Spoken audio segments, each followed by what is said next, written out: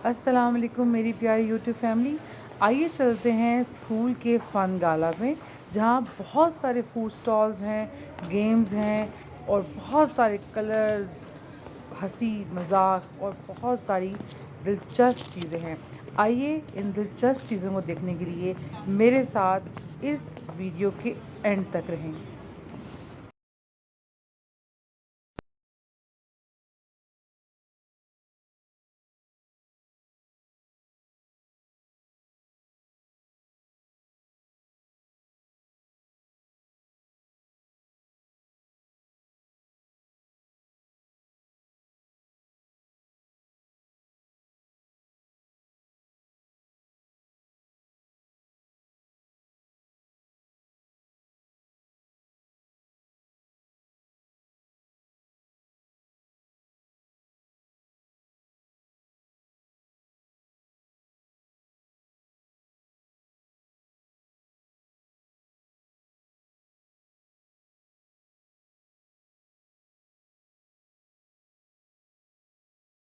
Okay जी, अब आ जाते हैं सबसे फेवरेट पार्ट की तरफ, जो है गोलगप्पे। तो गोलगप्पों के स्टॉल पे जो माहौल था वो बहुत ही गहमा गहमी वाला था। अभी वो स्टॉल की अरेंजमेंट कर रहे थे और उस पे आपको फिलिंग की चीज़ें, दही, डिस्पोजेबल प्लेट्स और इमली का पानी और बहुत कुछ नज़र आएगा देखने में। तो ये जैसा कि आपको नज़र आ रहा है, वो अपनी कन्वीनियंस के लिए काम को स्पीड अप करने के लिए, वो पता है गोलगप्पे की फिलिंग में ज़रा टाइम लगता है, तो वो दही में को बोतल में जो है वो डाल रहे थे। इसी तरह उन्होंने अपने पास गोलगप्पों का अच्छा खासा स्टॉक रखा हुआ था, ताकि जो लोग भी उनके स्टॉल पर आएँ वो गोलगप्पों को बहुत ही मज़े से जो है वो इंजॉय कर सकें। इसके अलावा फिलिंग के लिए उन्होंने ये आलू कट करके रखे हुए थे। इसके अलावा ये गोलगप्पे, मतलब उन्होंने अभी सब स्टॉल को अरेंज कर दिया था। फिलिंग में चना और इसके अलावा आलू, ये इमली का पानी डिस्पोजेबल, ये दोनों चटनी, इमली की चटनी और दही, और ये गोलगप्पे जो आपको बास्केट में नज़र आ रहे हैं।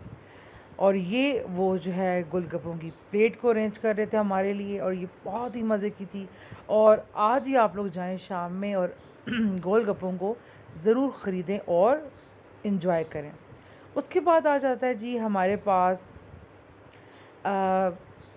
बेकरी आइटम्स, और बेकरी आइटम में जो है उनके पास बहुत मज़े की पेस्ट्रीज़, स्मॉल पिज़्ज़ाज़ थे, और बच्चों ने इसको भी बहुत इंजॉय किया, क्योंकि आपको पता है बच्चे जो है इस तरह की चीज़ों को ज़रा ज़्यादा परचेज़ करना पसंद करते हैं। तो आगे मूव करते हैं अगले स्टॉल की तरफ। हमने कोई टाइम वेस्ट नहीं किया ना। सीरियसली। सही कह रही हूँ। हमने एक बच्चे को जमाल को चूज किया बच्चों के पीछे ही भाग गए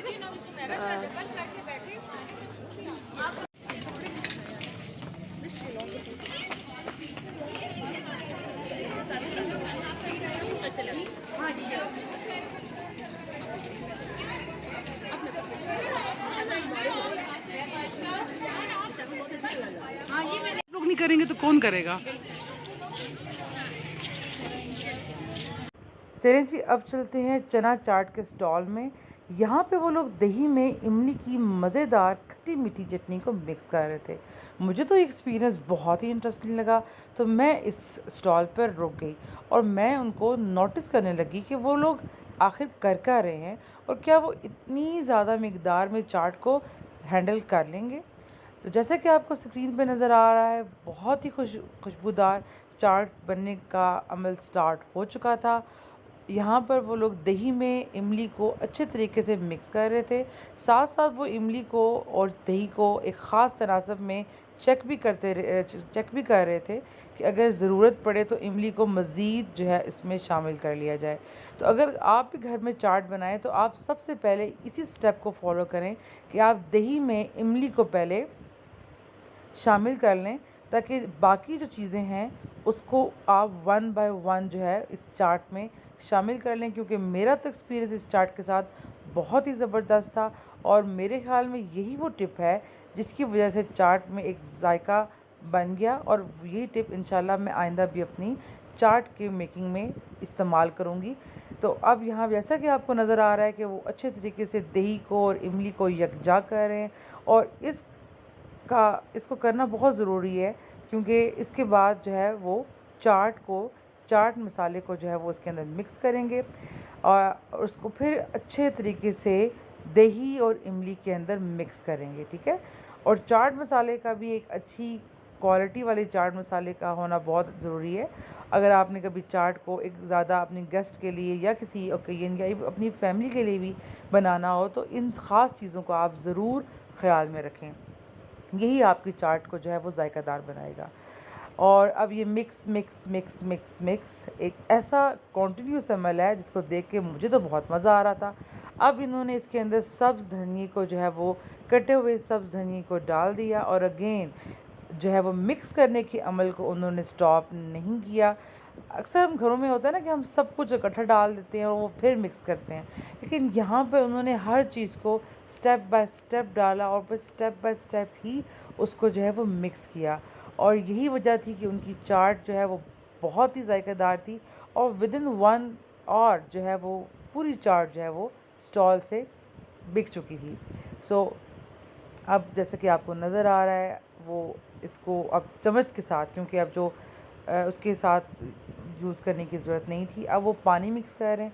पानी का भी आपने ख़्याल रखना है, इस तरह नहीं कि आपने सारा पानी इकट्ठा डाल दें, आपने एक ख़ास तनासुब के साथ पानी को डालना है। अब जो है ये पुदीना कट के डल रहा है और पुदीना आपको पता है फ्रेश हो, खुशबूदार हो, तो वो किसी भी चीज़ के अंदर जो है उसके जायके को और उसकी एम्बियंस को जो है वो इंक्रीज़ कर देता है। तो आप लोगों ने भी इन्हीं स्टेप्स को फॉलो करके एक दफ़ा चाट को ज़रूर ट्राई करना है।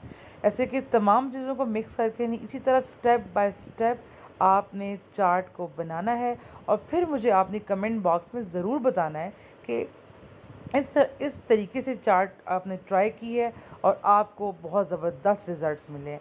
अब इन्होंने इसमें चने मिक्स कर दिए और चने मिक्स करने के बाद दोबारा से अच्छे तरीके से चारों साइड से वो चम्मच के साथ चाट को वो मिक्स कर रहे थे, साथ साथ धनिया और पुदीने को भी ऐड कर रहे थे, ठीक है। और फिर चम्मच को मुसलसल हिलाते रहना है और इस तरह नहीं हिलाना कि आपने उसको बिल्कुल ही जो है ना वो मिक्स कर देना है, लेकिन आपका जो चम्मच चलाने का अंदाज़ है वो भी बहुत ही अच्छा होना चाहिए। उसके बाद उन्होंने कटी हुई प्याज और साथ पुदीना अभी भी डाला जा रहा था, टमाटर भी बहुत ज़रूरी हैं, ठीक है। इसके अलावा धड़ा मिर्च, भुना हुआ ज़ीरा, ये सब भी उन्होंने इसमें शामिल कर दिया है। अब जो बचे हुए टमाटर थे वो भी उन्होंने डाल दिए और ये वो इसलिए कर रहे हैं, वो पहले चेक कर रहे थे साथ साथ कि क्या मज़ीद प्याज या टमाटर की ज़रूरत है, अगर है तो वो डालें। तो ज़रूरत थी तो उन्होंने दोबारा जो है वो मज़ीद बचे हुए प्याज और टमाटर भी इसमें शामिल कर दिए। अब आ जाते हैं लास्ट सब्ज़ी जो चना चाट में जा रही है, वो है उबले हुए आलू, ठीक है। अच्छा, आलू उबालते हुए अगर आप चाट बनाने के लिए आलू उबाल रहे हैं तो एक टिप मैं आपको देना चाहूँगी कि आप उस पानी के अंदर थोड़ा सा नमक और थोड़ी सी लाल मिर्च ज़रूर डाल दें। इससे चाट का टेस्ट जो है वो बहुत इंक्रीज़ होगा और आपको वो जो आलू हैं उसके अंदर भी उसका जायका जो है वो फ़ील होगा। ये टिप आप ज़रूर ट्राई कीजिएगा और फिर मुझे बताइएगा।